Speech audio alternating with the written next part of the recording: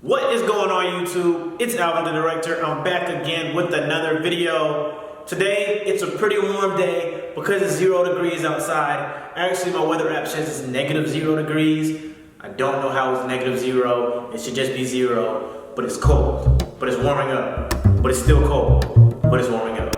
All right, so I did a Q&A yesterday on my Instagram story, so if you don't follow me on Instagram, go ahead and follow me on Instagram at AlvinTheDirector, and you'll be able to stay up to date with what I'm doing on a day-to-day basis. All right, so I did that Q&A, and I said that I'll be answering those questions on the vlog, so that's why I have my phone in my hand right now, because I'm gonna be looking down on here, answering some questions. So I'm gonna go ahead and kick it off with question number 1, and that is how to find a mentor. So I love this question for multiple reasons. Because I have several different mentors in several different things. I have like my army mentor, I have my fitness mentor, I have my church mentor, I have several different mentors. And the main thing about finding a mentor is don't look for a mentor. Your mentor will come and find you.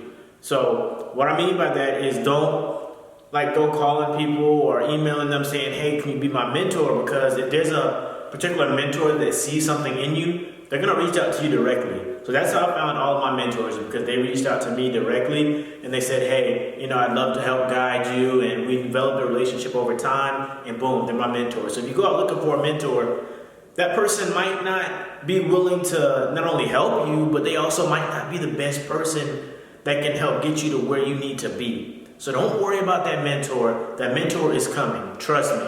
All right, now we're on to question number 2.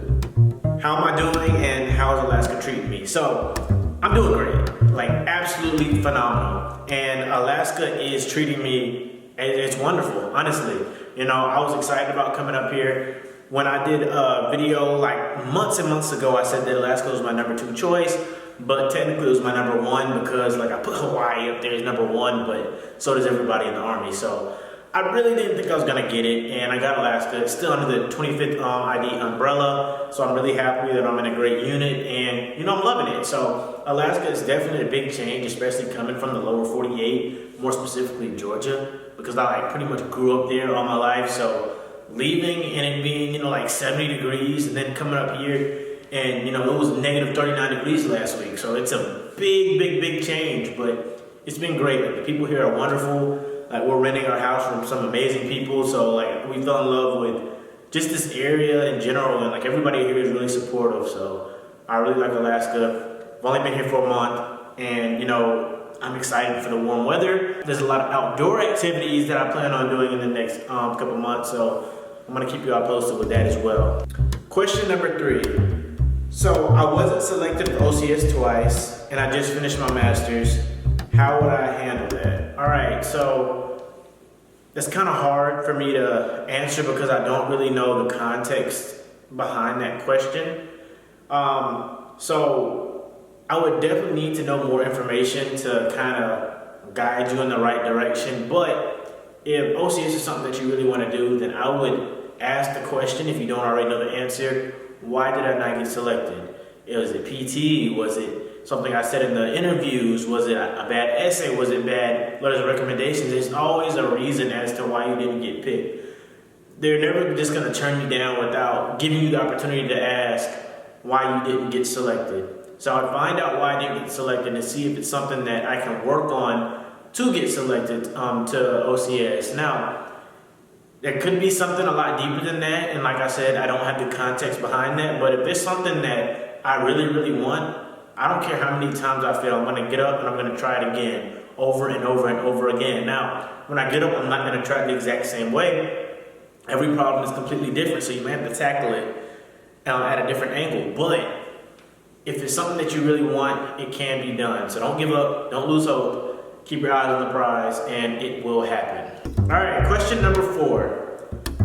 Is there anything that I wish I knew prior to going to OCS? So, all right.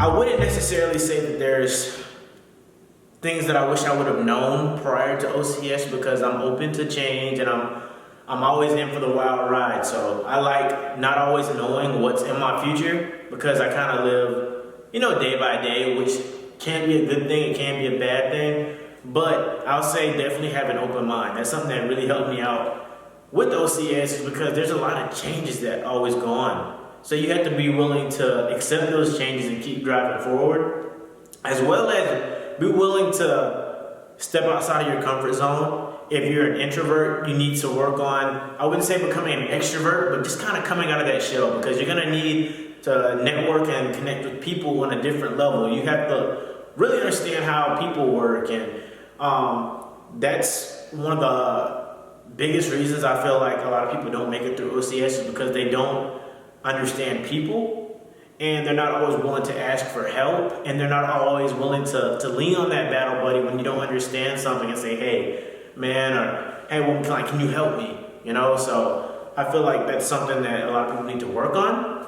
And if you're going to OCS, that's something that you definitely need to really just look at yourself in the mirror and say, hey, am I truly a person that is willing to accept change? Am I truly a person that is willing to step outside of my comfort zone and get to know people on a much closer level, and be willing to use them? There's always someone that can teach you something. Like, there was a guy at OCS, he was terrible at like PT. I mean, you struggled a lot during like land nav and things like that, but when it came to like classroom activities, like in like the books, like he was smart, like extremely smart. So whenever we needed help with book stuff, like that person was always there.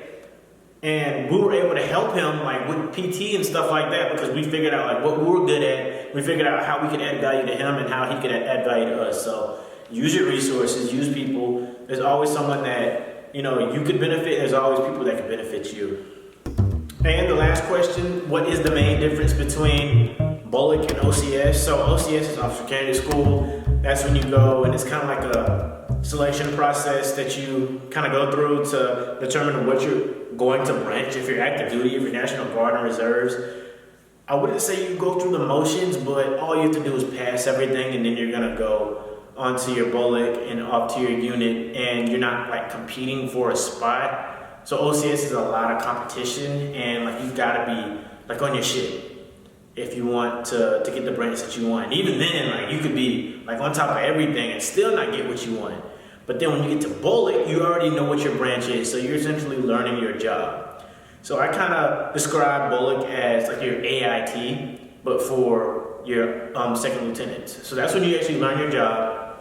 If you're infantry, you're going to go to I Bullock and Fort Benning. Armored, A Bullock and Fort Benning. Signal, we went to Fort Gordon and we learned all our signal stuff. So wherever you go, you're going to be learning your craft. And you might be there for like 12 weeks, I think it's the shortest one, up to like 20 something weeks. I don't know the exact time from every single Bullock. And then after that, you might have to go to another follow-on school after Bullock. Like say you're going to an infantry unit like the 82nd or 425, you have to go to airborne school if you're not already airborne qualified.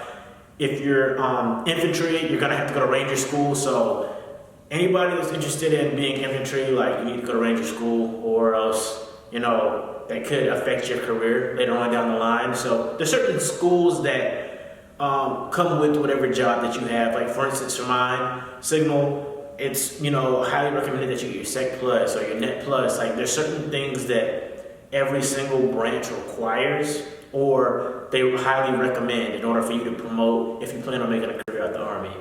So those are the questions that I chose to answer today in this Q&A. If you have any other questions or anything like that, or want me to kind of dive into something else a little bit more, you can leave them in the comments below. You can also follow me on Instagram at AlvinTheDirector. And I'll see you in the next episode. I'm Alvin the Director, and I'm out.